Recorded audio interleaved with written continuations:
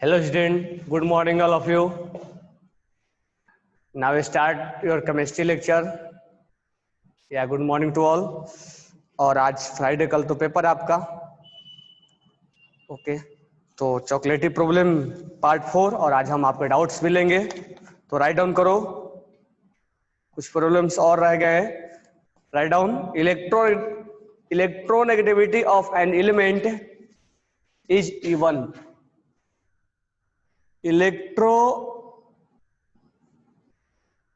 electronegativity of an element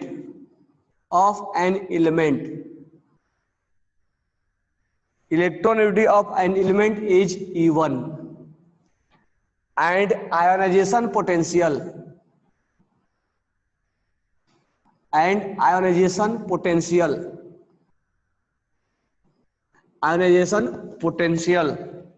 is E2. Hence electronegativity value will be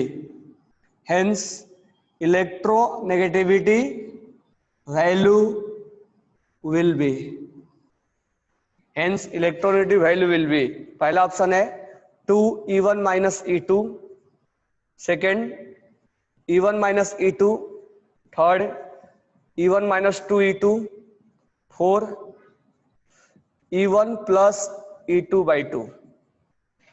okay, तो answer आप बताओ कौन सा होगा. ऑप्शन कौन सा होगा?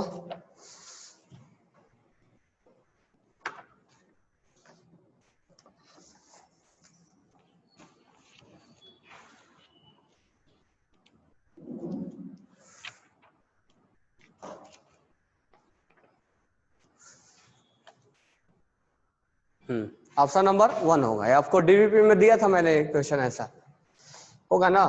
तो इसको हम कैसे निकालेंगे? एक आपको मैंने एवरेज वैल्यू भी निकालना बताया, नहीं बताया, ध्यान रखना.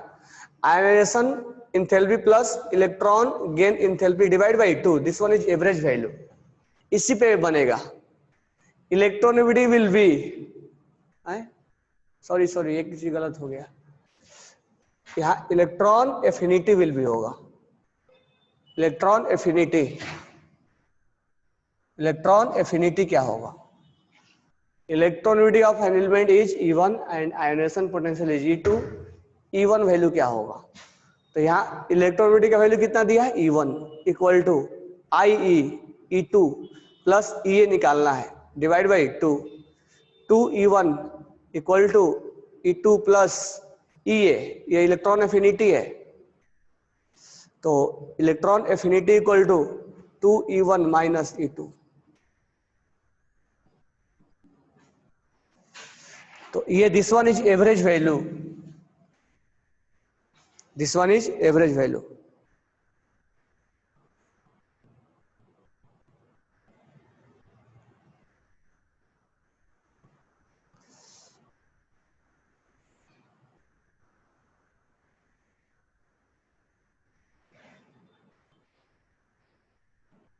Okay now next question.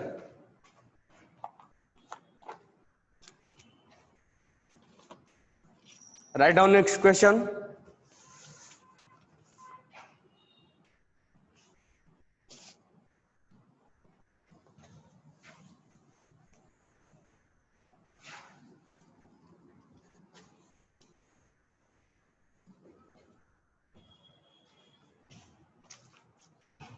Question N naught by 2, this one is Avogadro number. N naught by 2 atom of X are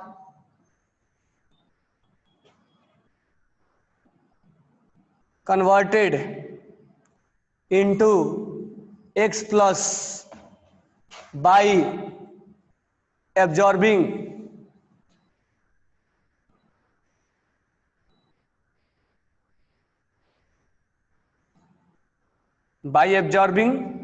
E1 energy.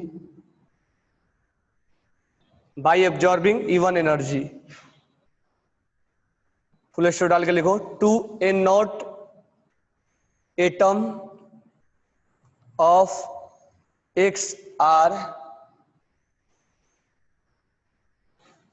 converted into X minus by releasing E2 energy,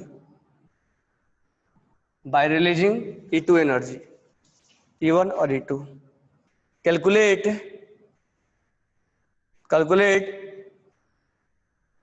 ionization enthalpy, and electron affinity of X per atom. Option में है IE2E1 upon N nought delta H EQ minus E2 by 2N nought. दूसरा option है IE equal to E2 upon 2N nought delta EQ H equal to minus 2E1 upon N nought. Third option है IE equal to E1 upon 2N nought delta EQ H equal to minus E2 upon 2N nought. तो तीन ही option हमें देते हैं. तो क्या होगा इसका आंसर?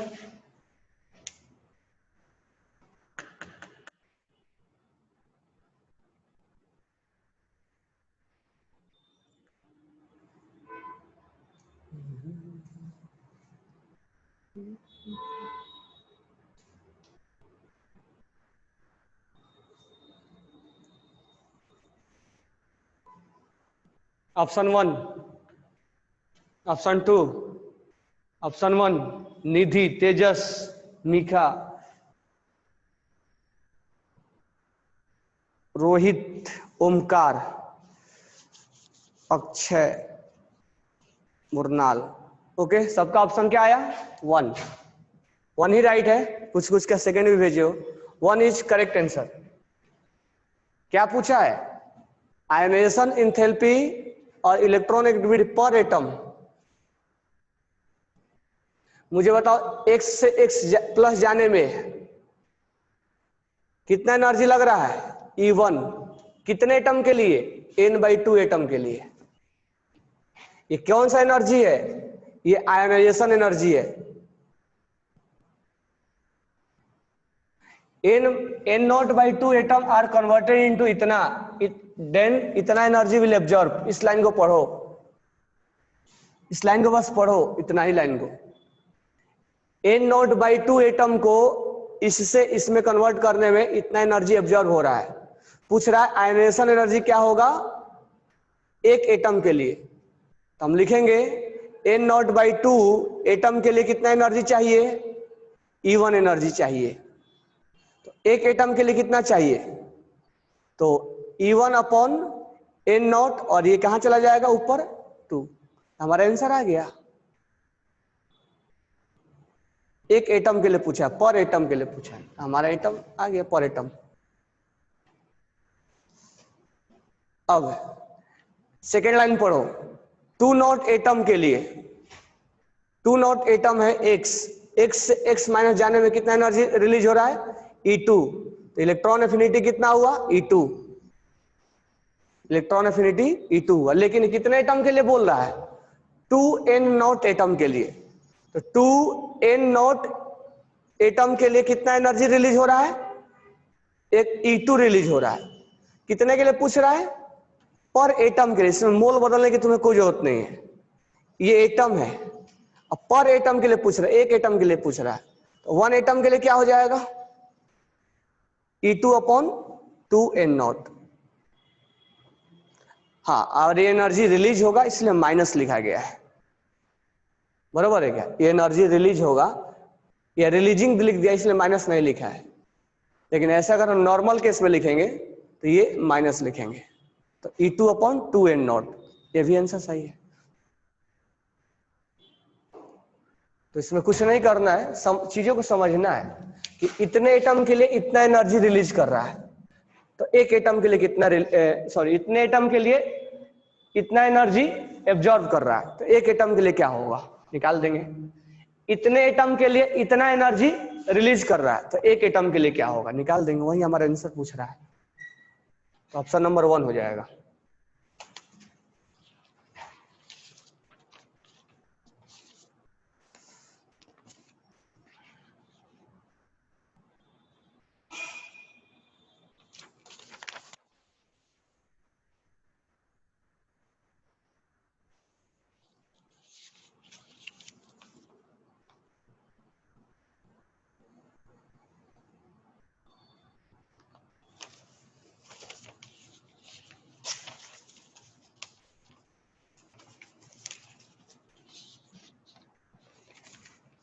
समझ में आया सबको? तो नाउ एक क्वेश्चन हमारे पास, क्वेश्चन ये है कि M1OH और M2OH है। अब हमें इसका इलेक्ट्रोनेगेटिविटी वैल्यू दिया हुआ है। This one is value of electronegativity, okay ना। M1OH सारे स्टूडेंट ध्यान देना, M2OH और इनका इलेक्ट्रोनेगेटिविटी दिया गया है। हमें बताना है कि इस दोनों का नेचर कैसा है, एसिडिक है या बेसिक है। अब यहां पर ध्यान देना, M1OH जब हम केमिकल बॉन्डिंग पढ़ेंगे तो ऐसा भी हो सकता है कि ये बॉन्ड जो है यहां से ब्रेक हो और यहां से M1+ और OH- बने, और ये ऐसा भी हो सकता है कि ये बॉन्ड यहां से ब्रेक हो और ये M1- और H+ ब्रेक हो। बरोबर है क्या? अगर यहां से ब्रेक होता है तो ये एसिड बनेगा, और यहां से ब्रेक होगा तो बेस बनेगा। अब हमें कैसे मालूम चलेगा कि बॉन्ड कहां से ब्रेक होगा? तो एक चीज हम ऑब्जर्व करते हैं। अब जैसे NaOH है, तो अब NaOH में आप जानते हो ना कि OH का वाला बॉन्ड ब्रेक होगा, ये वाला बॉन्ड यहां से ब्रेक होगा। क्या यहां से ब्रेक करते क्या? नहीं करते। लेकिन अगर मैं बोलूं HCl, तो आप बीच में OH लाने दो, जैसे H2SO4, ये अगर आप जानते तो आप कहीं यहां से ब्रेक करते क्या? कभी भी नहीं करते, नहीं करते ना। कहां से करते हो आप? यहां से करते। हालांकि केमिकल बॉन्डिंग हम नहीं पढ़े, फिर भी तो इतना तो मैं तुम्हें बताया कि आप बॉन्ड यहां से ब्रेक करने का। आप यहां से करते क्या? यहां से करते तो OH निकलता, आप वहां से नहीं करते हो, नहीं करते ना। आप कहां से करते हो? जहां से ये है। इसका मतलब कंसेप्ट क्या बोल रहा है हमारा? कंसेप्ट क्या बोल रहा है? कब है यहां से करेंगे, कब वहां से करेंगे? NOH कब यहां से कर देंगे और कब यहां से कर देंगे? कब करेंगे? तो देखो, इसमें और इसमें इलेक्ट्रोनेगेटिविटी डिफरेंस ज्यादा होगा, इलेक्ट्रोनेगेटिविटी डिफरेंस ज्यादा होगा, तो बॉन्ड यहां से ब्रेक होगा। अगर इसमें और इसमें इलेक्ट्रोनेगेटिविटी डिफरेंस ज्यादा नहीं होगा, देखो दोनों नॉन मेटल है, देखो एक मेटल है और एक नॉन मेटल है। This one is metal, this one is non metal. यहां both are non metal, both are non metal, oxygen भी सल्फर भी। यहां इलेक्ट्रोनेगेटिविटी डिफरेंस ज्यादा नहीं है, लेस डिफरेंस है, यहां मोर है। अगर डिफरेंस ज्यादा रहा तो यहां से ब्रेक, लेस रहा तो यहां वाला। अब यहां देखो, इस दोनों में डिफरेंस ज्यादा है, हालांकि यहां भी डिफरेंस ज्यादा है, लेकिन इसमें पहले ऑब्जर्व करना पड़ेगा तुम्हें। वही चीजें कंसेप्ट यहां लगाएंगे। अब देखो, M1 में और ऑक्सीजन में का डिफरेंस कितना होगा? M1 में और ऑक्सीजन में, तो इसका हो गया आपका 3.4 और ऑक्सीजन का हो गया 3.5। कितना का डिफरेंस आ गया? अगर मैं चेंज इन इलेक्ट्रोनेगेटिविटी कितना हो जाएगा? 0.1 का हो जाएगा, यानी कोई ज्यादा डिफरेंस हमें नहीं दिख रहा है। अगर मैं यहां पर बोलूं M2 और O है, M2 और O में, M2 में 1.2 है और इसका कितना है? 3.5। तो कुछ डिफरेंस कुछ ज्यादा ही दिख रहा है हमें, मतलब उतना ही डिफरेंस। अब कितना का मतलब 10 और 15 नहीं आएगा, क्योंकि मोस्टली इलेक्ट्रोनेगेटिविटी का वैल्यू कितना होता है? 4 होता है, इससे ज्यादा तो वैल्यू होता नहीं है। 1.2 तो यहाँ 3 और यहाँ 1.3, तो यहाँ डिफरेंस कुछ ज्यादा ही दिख रहा है। कहने का मतलब ये है कि यहाँ डिफरेंस ज्यादा है, इसका मतलब ये बॉन्ड यहीं से तोड़ देगा, और यहाँ डिफरेंस कम है इसलिए बॉन्ड यहाँ से नहीं तोड़ के यहाँ से तोड़ेगा, यहाँ से तोड़ेगा, और इस केस में यहाँ से नहीं तोड़ के यहीं से तोड़ देगा, क्योंकि जब इलेक्ट्रोनेगेटिव डिफरेंस ज्यादा होता है तो यहीं से तोड़ेगा। ठीक है, तो स्टार्टिंग से ध्यान देना, अगर यहाँ इलेक्ट्रोनेगेटिव डिफरेंस ज्यादा है तो यहीं से टूट जाएगा बॉन्ड, अगर इलेक्ट्रोनेगेटिव डिफरेंस यहाँ कम है तो ये यहाँ से टूटेगा, बरोबर है। अगर इलेक्ट्रोनेगेटिव डिफरेंस यहाँ पर ज्यादा नहीं है, यहाँ पे ज्यादा नहीं है, किनके बीच में, सल्फर और ऑक्सीजन के बीच में, तो बॉन्ड यहाँ से टूट जाएगा। अब इसके बेसिस पर हम M1 M2 दिया हुआ है, अब इनके इलेक्ट्रोनेगेटिव डिफरेंस ज्यादा नहीं है तो ये बॉन्ड यहां से नहीं टूट के यहां से टूटेगा, यानी ये एसिडिक प्रॉपर्टीज दिखाएगा। अब इनमें इलेक्ट्रोनेगेटिव डिफरेंस ज्यादा आ गया तो ये बॉन्ड यहां से टूटेगा तो ये बेस हो जाएगा, तो this one will act as a acid और this one will be act as a base. ठीक है, हाँ, इसका एक दूसरा भी कंसेप्ट हम लेके आ सकते हैं। कैसे? जब थोड़ा सा केमिकल बॉन्डिंग पढ़ लेंगे तब, कि मैं ये कंसेप्ट तब बताया जब तुम पीरियोडिक क्लासिफिकेशन पढ़ते हो, तब पे मैं लेके आया। अब मैं इसको दूसरे तरीके से भी सोच सकता हूं। कैसे सोच सकते? कोवैलेंट और आयनिक पे, कोवैलेंट और आयनिक पे। ठीक है, कोवैलेंट्स पे और आयनिक पे सोच सकते हैं ना। आयनिक वाला ज्यादा बेस बनाता है, कोवैलेंट वाला एसिड और ज्यादा वो बनाते हैं। कोवैलेंट आयनिक, यहाँ पर इलेक्ट्रोनेगेटिव डिफरेंस कम है तो ये 1.7 से कम हो जाएगा, तो कम होगा तो ये कोवैलेंट होगा। 1.7 हालांकि ये भी कम है बट इसमें थोड़ा आयनिक कैरेक्टर ज्यादा होगा। ठीक है, तो एक चीज समझ में आया कंसेप्ट।